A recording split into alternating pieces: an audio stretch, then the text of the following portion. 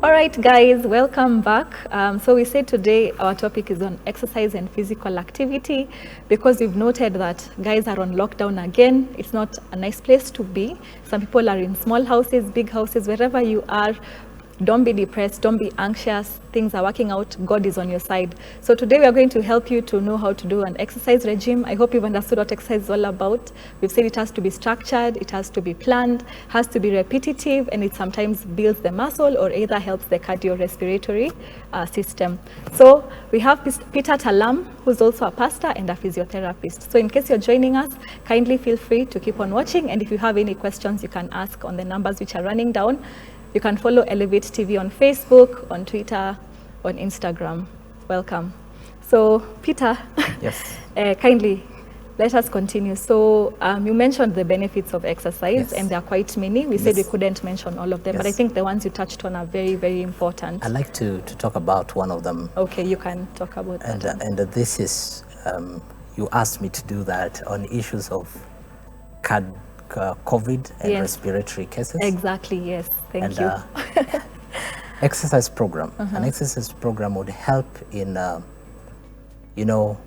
the body being able to take up oxygen. Number two, it would help in expanding your lung capacity, which would help intake of air and oxygen that can be able to be used. And some of the exercise program, probably I'll talk about that later, but it's what we call the deep breathing exercises that patients who have got issues with their lungs, difficulty in breathing, they can be able to do so that they can be able to take and expand their lungs. And so respiratory benefits is major. As much as we are talking about all these other things, there is the respiratory benefit. How does and it importance. usually make the lung expand?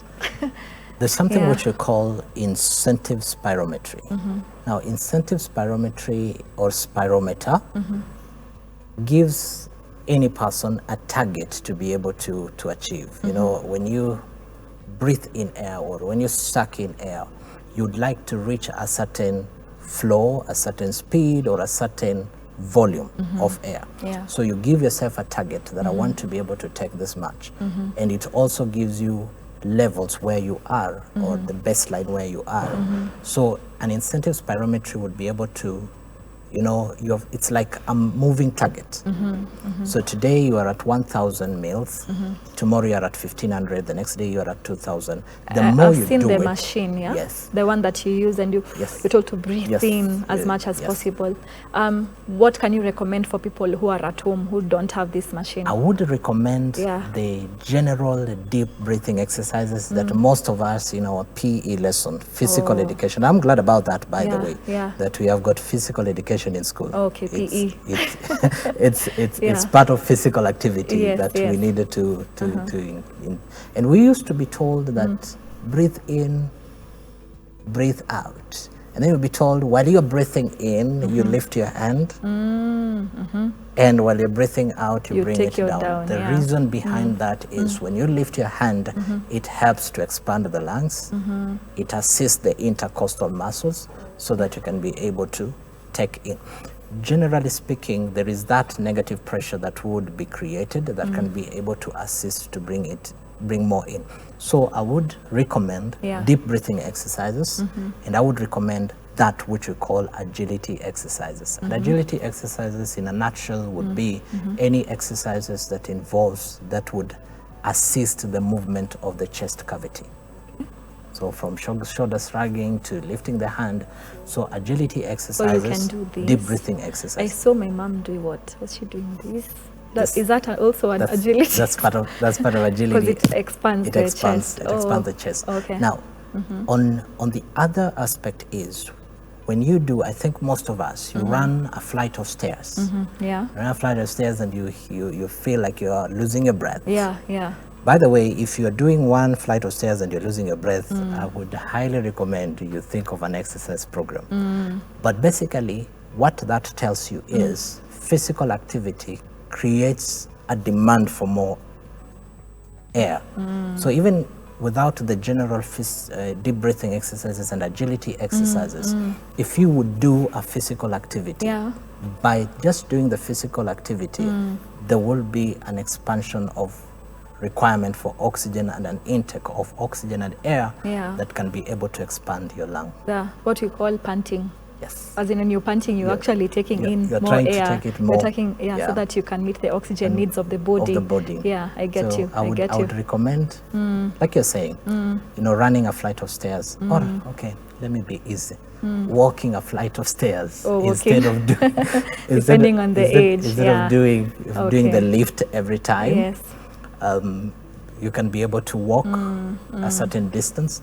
Someone made a joke and said, does running late count as an exercise? Of course. Yeah, definitely that's a joke. Of course, it's not that kind of running that we are talking about. Yeah. But like you say, physical activity, deep breathing exercises, agility exercises, general exercises help the body to expand your lung capacity and be able to bring more air so that you can be able to have enough for your oxygen needs of the body. All right, that's important. So let's move to sedentary lifestyles, because I think that's what we are trying to target, knowing that people are at home, working on their laptops, seated, watching TV. Kids maybe are being told, I heard someone saying that during the lockdown, their children are being told to play PS, because at least it will keep them busy in the house. If they're not playing PS, then they'll go outside and play and then meet the neighbors' children who you're not sure. COVID. So it becomes a problem. You get so let's see what we can be able to. Now, sedentary lifestyle, perhaps by way of definition. Remember, I began by saying that any energy consumption that is done at rest is around 1 minute. 1 minute, yeah. And sedentary life is any waking behavior. In other words, you're awake. You're awake, yeah. Yeah. But the energy consumption that you're using is 1.5. How do you measure? Basically, there's no way of measuring. It's a structured template that can be able to be used. So basically, it's any behavior that I can say lack of physical activity, or bare minimum physical activity, and this include sitting on a couch while watching TV. Driving is also there. So it's anything that you're awake, but you're not doing any exercise and you're not consuming any energy to be able to do that. And that includes reading a book. That includes children being in school, in class all the time. Listening to the teacher teaching. It is. Okay. So that is why there is a subject again called PE. Yeah, so that because they understand this is 1.5 minutes. Now they have moved to games. It's called games. Games, yeah. So that they can be able to move into and be able to do physical activity. Now, I need to say this. We are living in days where the kind of a life or physical activity a person is involved in, wakes up in the morning, takes a shower, brushes the teeth, sits for breakfast, walk 10 meters to the car park, drives the car to the garage or to the parking slot at work, walk 20 meters to work, sits the whole day on the computer, and work until 5 o'clock, walk down to the car, drives home, walk to work, to the sitting room, sit on the couch to watch TV, eat supper, go and sleep. And that's a day that would repeat on Monday, Tuesday, Wednesday, Thursday. That is sedentary life. And that's for an adult. And like you've rightly said, for children, I'm so glad that the generation that we lived, the kind of sports that we used to do was running after each other, playing football, games that are field related. Yeah, kati, rounders, and those kind of things. So they were quite energy consuming. Yes. They were not sedentary, as opposed to the games that we are seeing right now, whereby a child would sit by the TV and he or she would play with a PS station for hours on end. 4 hours on PS station. That is a kind of a sedentary life. And it's that Terry will bear me witness that we are having a lot of, not even adult obesity, we have got a lot of children obesity. Yeah, so many children are obese. And it's because of sedentary lifestyle. And so, to the viewers, I think you can be able to pick what sedentary lifestyle is. I would say sedentary lifestyle is the opposite of exercise. Or physical activity, as you put it. As you put it, All right. So the risks, personally, I've also seen a lot of children who are getting obese, and it's obviously concerning us. And it's coming with its own risks, like asthma is on the rise. And for some reason also, these children tend to be just allergic. They can have a lot of eczema.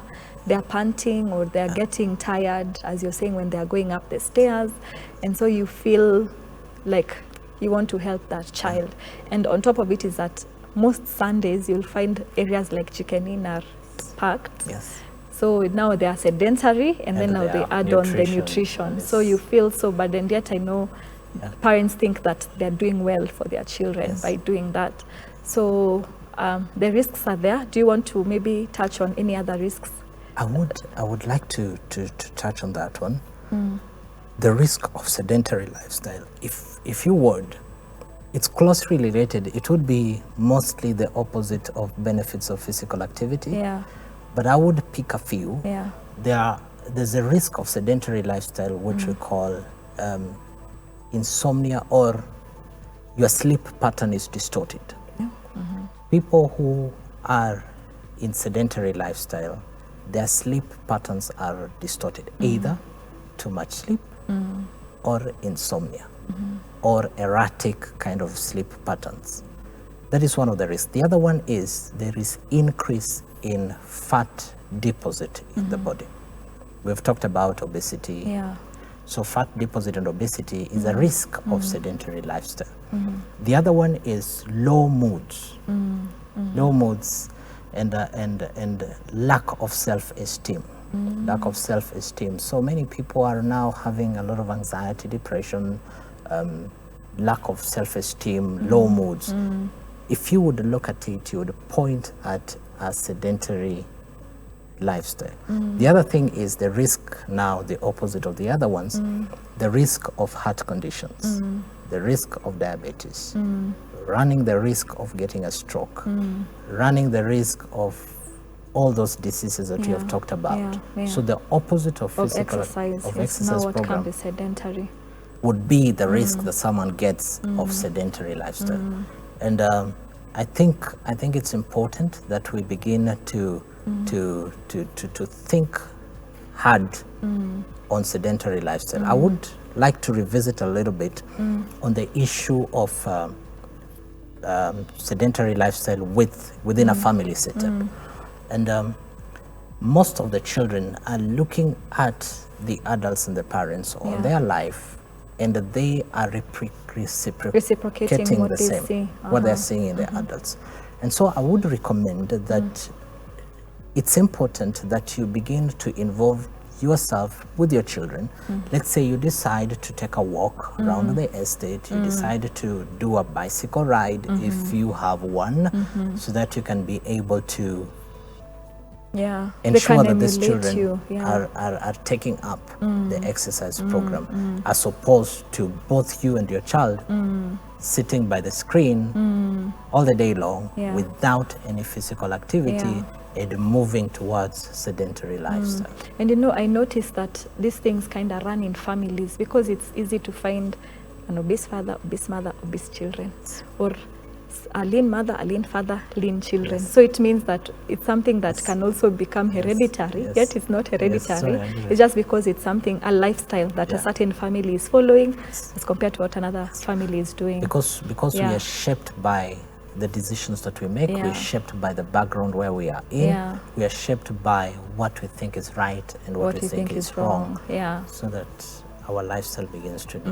And so, as you mentioned, like you said, spiritually, you said, what's that verse you said? Physical activity is good. Bodily exercises profits profits. Yeah, it profits. Yes. Exactly. It profits, Yes. and it's in the Bible. It is in the so Bible. even as much as we are aiming to become spiritual and all these, and maybe career-wise, whatever way, family, we also target to do bodily exercise. You'd be surprised that most of the writings, some of the writings of Paul, talk about an athlete, a runner.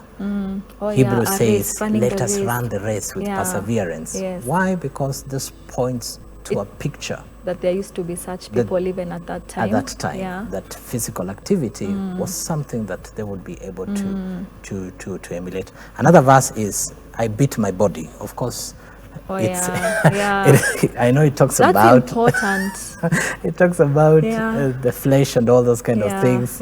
But I come to think, I think we also needed to beat our body. We in needed exercising. In exercise. Yeah, it's not easy. So but then, you know, like, I've been doing exercise, although I stopped for a few minutes, but I mean, not for a few minutes, for a little bit of time.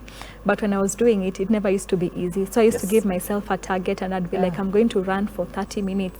And by the time I've done 10 minutes, I feel like I want to stop. You know, because my body is just telling me, you know what, your thighs are aching, whatever you're feeling, you're sweaty, you're panting and all that. So you're really beating your body even as you do exercise. Yeah. So let's... because our time is really going, I'd like us to mention what are the recommendations now. From what you mentioned earlier, you said there was a national, I've forgotten the name of that thing. Physical activity plan. Yes, national physical activity plan. So what do they recommend for different ages?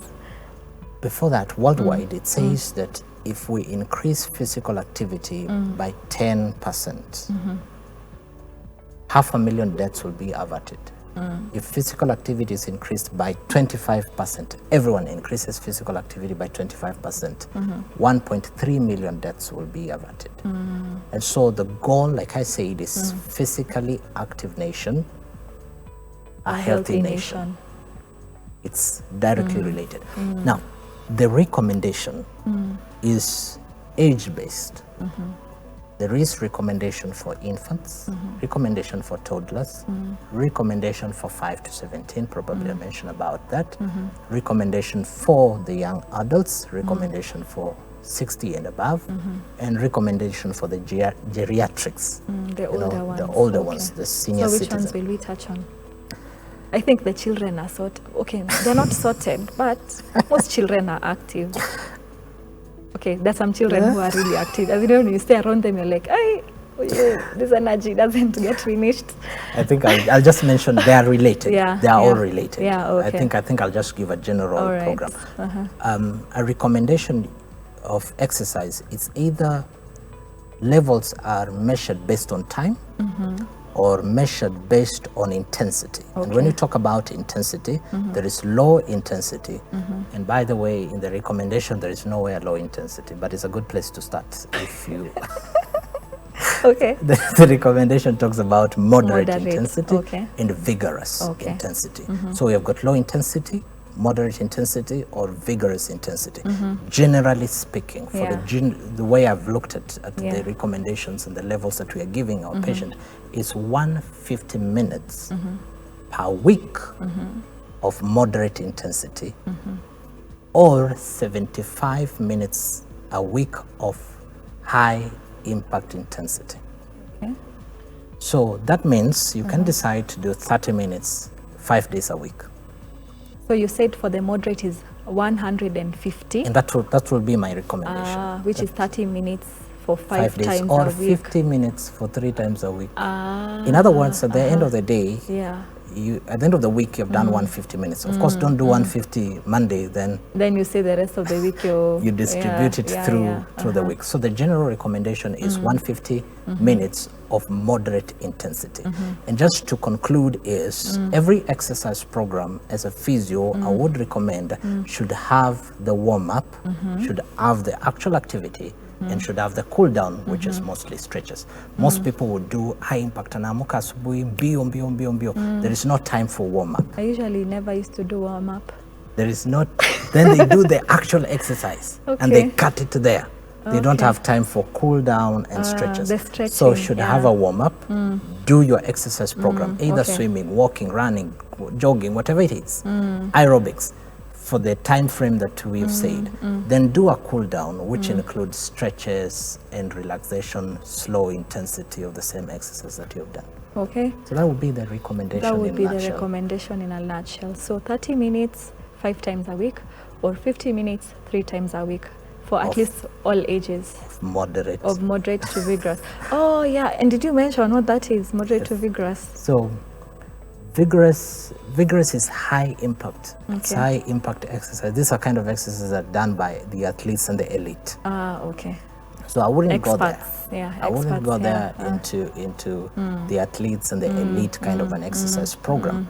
But these are exercise, and I would say start according to your ability. You can decide, I am doing, like you said, I am doing 30 minutes exercise program. If I cannot run for 30 minutes, can I brisk walk for 30 minutes? If I cannot brisk walk for 30 minutes, can I walk for 30 minutes? Then week 2, I'll be able to do brisk walking for 30 minutes. Week 3, I would run for the 30 minutes. Because now your capacity is increasing. Your capacity is increasing. Yeah. Each moderate, your moderate may not be my moderate. Each person has got their moderate, but at least do something. Do something. All right. Thank you so much. I've learned a lot. Thank you and too. I'm thanking you for coming for the show. So I'd like you to just give a parting shot to people out there. Yeah, even as you're giving us the recommendations, what practical thing can they do? Your camera is right over there. Yeah. Thank you so much. I would like to talk about the practical things that you can be able to do at home. Number 1, walking is always the best kind of exercise that anyone can do. And walking, anybody can be able to do. Number 2, you can think about stairs. And some of us live in flats and they can be able to access stairs. Going up and down the stairs is a very good exercise program. The other thing is running that you can be able to do. The other exercise program is swimming that you can be able, for those who can swim, or at least they can be able to float on the water. Some may not be able to swim, so don't go and swim because Daktari said I go and swim. Swimming is also a very good exercises. The parting shot is, and I have already mentioned it, is if you do not make time for your exercise and your physical program, could you be making time for illness? And so you need to be able to make a plan and be able to structure your exercise program so that you can be able to achieve the goals that you want to achieve. And finally, let's be a physically active community. Let's be a physically active community. In the midst of our busy schedule at work, in school, and the different responsibility that we have, could we slot in a few minutes every day? 20 minutes every day, 30 minutes every day of physical activity? It will go a long way in accruing the benefits of physical activity. Thank you for your time. Thank you so much. So our viewers, I'm hoping that you've had those recommendations. For me, I'll just leave you with this question. Are you meeting the recommendations? Personally, I know I'm not, but I'm going to try. I'm going to do my best. So I hope that you're also going to try your best so that you can be physically active for a healthy nation. We're going to be seeing you next time. As you stay home, we hope you stay safe. Continue wearing your mask, continue following all those protocols against COVID-19, and we pray that we'll be able to see us next week, same time, Wednesday from 6 to 7 p.m. Good night to those.